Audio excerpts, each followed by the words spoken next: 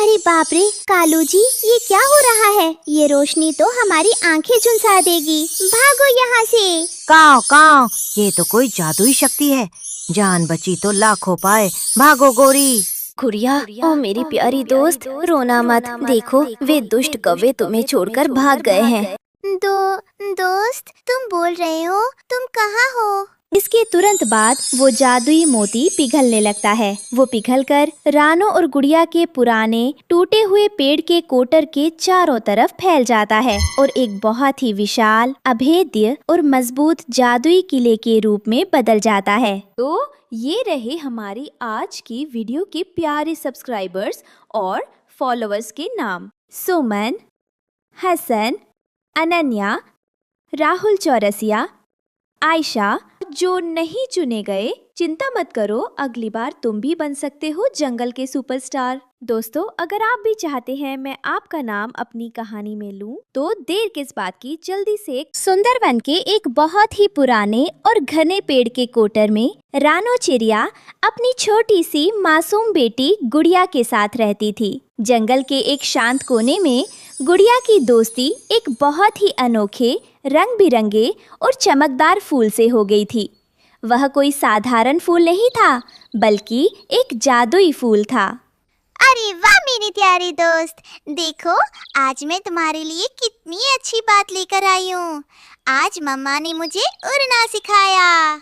जैसे ही गुड़िया खुश होकर हंसती है, वह जादुई फूल एकदम से खिल उठता है और उसमें से सुनहरी रोशनी चमकने लगती है। फूल हवा में झूमकर मानो गुड़िया को गले लगा लेता है। तुम कितनी अच्छी हो दोस्त, जब मैं खुश होती हूँ तो तुम भी सोने की तरह चमकने लगती हो। मैं वादा करती हूँ, मैं तुम्हें कभी अकेला नहीं छोड़ूंगी। उसी समय पेड़ की एक ऊंची डाल पर दुष्ट कालू कौवा और उसकी चालाक पत्नी गोरी कवि बैठे हुए थे। उनकी बुरी नजर उस चमकते हुए जादुई फूल पर पड़ जाती है।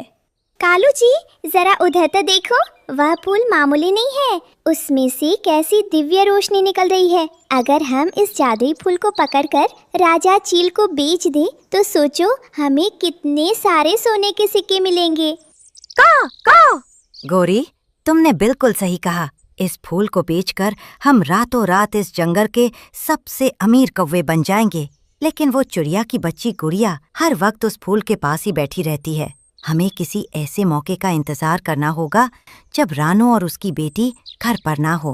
कुछ दिन बीत जाते हैं। जंगल में धीरे धीरे सूखा पड़ने लगता है और रानो चिड़िया के इलाके का सारा दाना पानी खत्म हो जाता है। दोपहर का समय था। रानो चिड़िया अपने बच्चे के लिए दाना ढूंढने के लिए विवश हो जाती है। गुड़िया बेटी, हमारे आसपास खाने को कुछ भी नहीं बचा है। मुझे दाने की तलाश में बहुत दूर घने जंगल में जाना पड़ेगा। तुम मेरी बात ध्यान से सुनो। तुम घर के अंदर ही रहना और दरवाजे की कुंडी अंदर से ठीक से बंद कर लेना। बाहर बहुत खतरा है। ठीक है मम्मा, आप बिल्कुल चिंता मत करो। मैं घर के अंदर ही रहूंगी और अपने दोस्त फूल को खिड़की से देखती रहूंगी। आप जल्दी वापस आ जाना। रानो चिड़िया भारी मन से अपनी बेटी को चूमती है और उड़ जाती है। झाड़ियों के पीछे छिपे कालू और गोरी यह सब देख रहे थे। देखो गोरी, रानो चिड़िया चली गई। अब रास्ता बिल्कुल साफ है। चलो उस जादुई फूल को उखाड़ लेते हैं। कालू और गोरी रानो के कोटर के पास पहुंचते हैं। कालू बहुत चालाक था। वह कोटर के दरवाजे को खटखटाता है और अपनी आवाज बदलकर बिल्कुल रानो चिड़िया जैसी मीठी आवाज में बोलता है। गुड़िया बेटी, ओ मेरी प्यारी गुड़िया बेटी, जरा दरवाजा तो खोलो। देखो तुम्हारी मम्मा वापस आ गई है। मैं तुम्हारे लिए बहुत ही मीठे मीठे और रसीले फल लाई हूँ। जल्दी खोलो बेटी। मासूम गुड़िया को लगता है कि उसकी मम्मा सच में आ गई हैं। वह बिना सोचे समझे दरवाजे की कुंडी खोल देती है। जैसे ही दरवाजा खुलता है, सामने कालू और गोरी को देखकर वह बुरी तरह डर जाती है। आप दोनों, मम्मा कहाँ है? आप मेरे घर में क्यों घुस रहे हैं? पीछे हटिए। तेरी मम्मा तो बहुत दूर गई है। अब इस घर में जो कुछ भी है वह सब हमारा है। कालू जी, तोड़ फोड़ शुरू करो। कालू और गोरी घर के अंदर घुसकर रानो के छोटे से आशियाने को तहस नहस करने लगते हैं। मिट्टी के बर्तन और तिनके बिखर जाते हैं। गुड़िया अपनी जान बचाने के लिए कोटर से बाहर भागती है। उसे कुछ समझ नहीं आता और वह सीधे दौड़कर मैदान के कोने में लगे अपने इकलौते दोस्त जादुई फूल के पीछे जाकर छुप जाती है। बचाओ, मुझे बचाओ दोस्त, ये दुष्ट कौवे मेरा घर तोड़ रहे हैं और मुझे मारना चाहते हैं। अपनी सहेली गुड़िया को रोता हुआ देखकर वह जादुई फूल अचानक उदास हो जाता है। उसकी पंखुड़ियां झुक जाती है। कालू और गोरी उड़ते हुए सीधे उस जादुई फूल के पास पहुंच जाते हैं। फूल को मुरझाया हुआ देखकर कालू गुस्से में आ जाता है। अरे, इस फूल की रोशनी कहाँ गई? ये काला क्यों पड़ रहा है? हट जा छोटी चिड़िया, इस फूल को हमें दे दे, वरना अच्छा नहीं होगा। नहीं, मैं अपने दोस्त को कभी नहीं ले जाने दूंगी। ये मेरा सबसे अच्छा दोस्त है। तुम बहुत बुरे हो कालू कौवे, चले जाओ यहाँ से।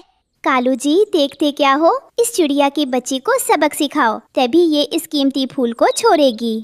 लालच में अंधा होकर कालू कौवा अपने भारी पंखों से मासूम गुड़िया को जोर का धक्का मारता है। गुड़िया दूर जाकर एक नुकीली और कंटीली झाड़ी पर गिर पड़ती है। कांटे उसके कोमल पंखों में चुभ जाते हैं।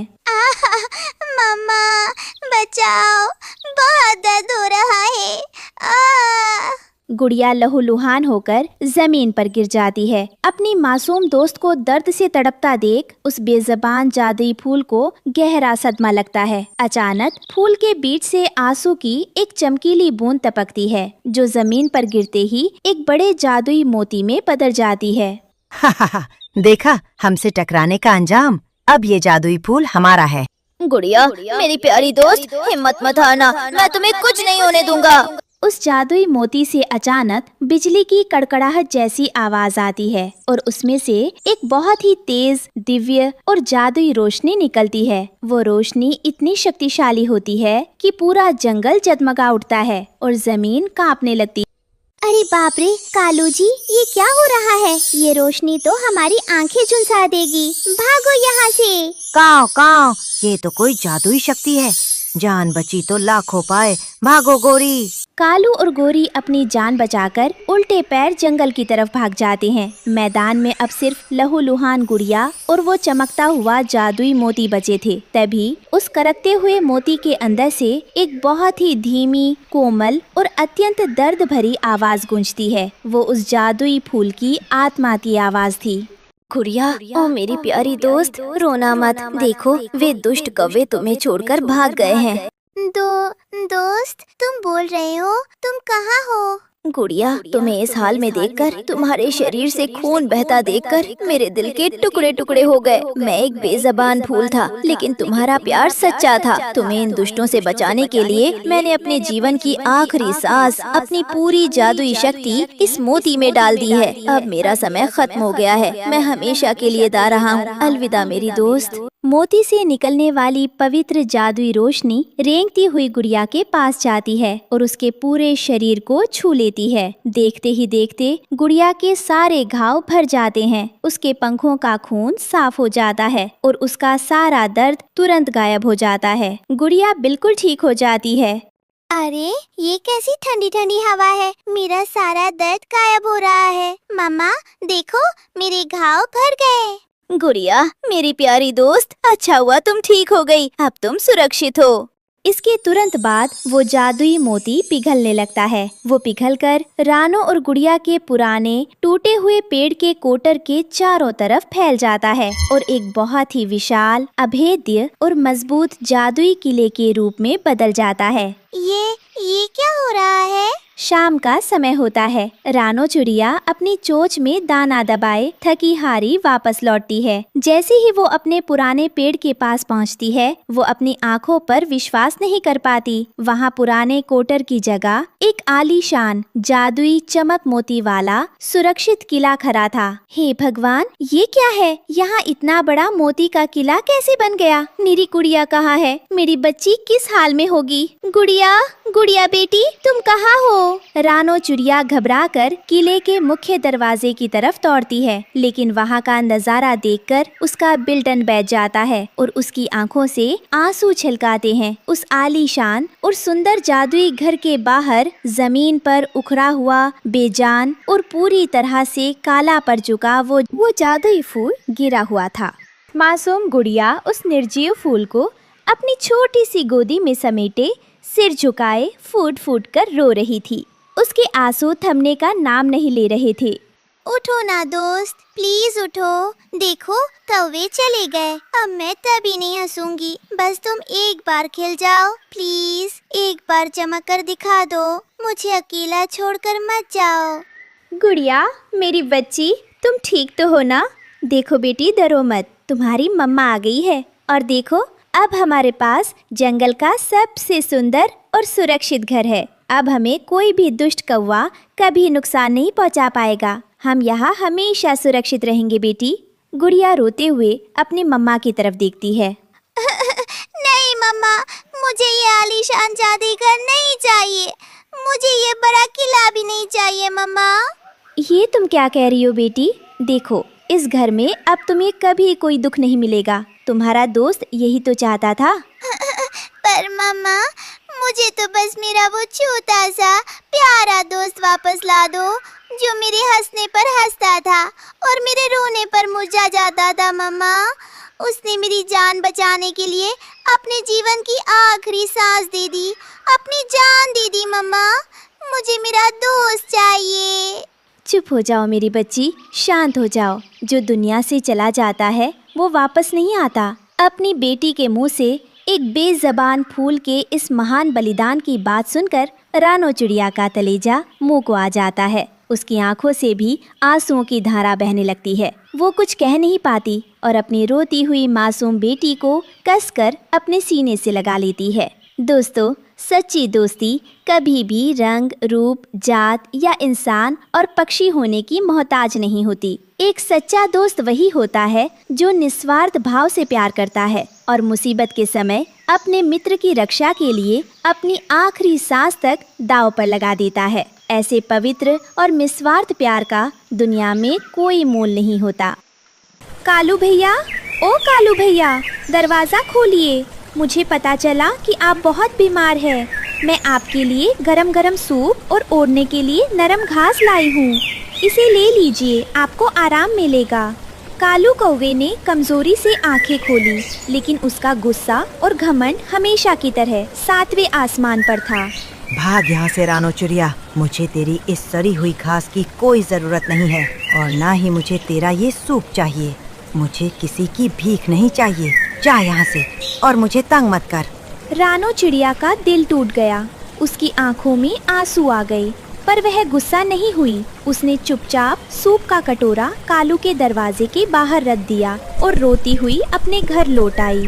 रात और घनी हो गई। हवाएं इतनी तेज थी कि पेड़ की डालियां टूट टूट कर गिर रही थी। कालू कौवा ठंड से कांप रहा था। खुद को गर्म रखने के लिए उसने घर के कोने में कुछ सूखी लकड़ियां जला रखी थी।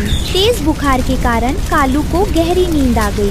तभी हवा के एक तेज झोंके से जलती हुई लकड़ी का एक टुकड़ा उड़कर उसके घोंसले के तिनकों पर जा गिरा। देखते ही देखते पूरा घोंसला धू धू करके जलने लगा।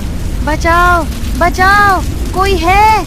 मेरे घर में आग लग गई है, मुझे बाहर निकालो। कालू ने भागने की कोशिश की, लेकिन तभी एक और भयानक मोड़ आया। जलते हुए पेड़ की एक भारी डाली टूटकर कालू के दरवाजे के ठीक आगे गिर गई, जिसने उसके बाहर निकलने का रास्ता पूरी तरह बंद कर दिया। अरे नहीं, रास्ता पूरी तरह बंद हो गया। ये जलती हुई डाली बहुत भारी है, मैं इसे नहीं हटा पाऊंगा। कोई बचाओ मुझे, तोते भाई, कबूतर दादा, बचाओ। कालू कौवे के घर से उठती आग की ऊंची लपटें और उसकी चीखें सुनकर पास के पेड़ पर सो रहे मिट्ठू तोता और कबूतर दादा की आँख खुल जाती है। वह दोनों घबराकर अपने घोंसले से बाहर आते हैं। अरे बाप रे, कबूतर दादा देखो, ये तो कालू कौवे का घर है। उसमें कितनी भयानक आग लगी है। हे भगवान, ये तो बहुत अनर्थ हो गया। कालू तो शाम से ही बहुत बीमार था, वह अंदर ही फंसा हुआ है। पर आग इतनी तेज है कि हम दोनों चाहकर भी उस भारी जलती हुई डाली को नहीं हटा पाएंगे। हमें तुरंत रानो चिड़िया के पास चलना चाहिए, वही कोई उपाय निकाल सकती है। मिट्ठू तोता और कबूतर दादा बिना एक पल गवाए तेजी से उड़कर रानो चिड़िया के घोंसले पर पहुंचते हैं और जोर जोर से उसका दरवाजा खटखटाने लगते हैं। रानो, ओ रानो बहन, जल्दी बाहर आओ, बहुत अनर्थ हो गया है रानो। रानो चिड़िया हड़बड़ाकर बाहर आती है। दोनों पड़ोसियों को इतना डरा हुआ देखकर वह परेशान हो जाती है। क्या हुआ तोते भाई, कबूतर दादा, आप दोनों आधी रात को इतने घबराए हुए क्यों हैं? सब ठीक तो है ना? नहीं रानो बेटी, कुछ ठीक नहीं है। कालू कौवे के घर में बहुत भयानक आग लग गई है। वह अंदर बंद है और चिल्ला रहा है। एक जलती हुई भारी डाली उसके दरवाजे के आगे गिर गई है, जिससे उसका बाहर आने का रास्ता बंद हो गया है। जल्दी हमारे साथ चलो। क्या कालू भैया का घर जल रहा है और वो अंदर अकेले है? चलिए, जल्दी चलिए, हमें उन्हें किसी भी कीमत पर बचा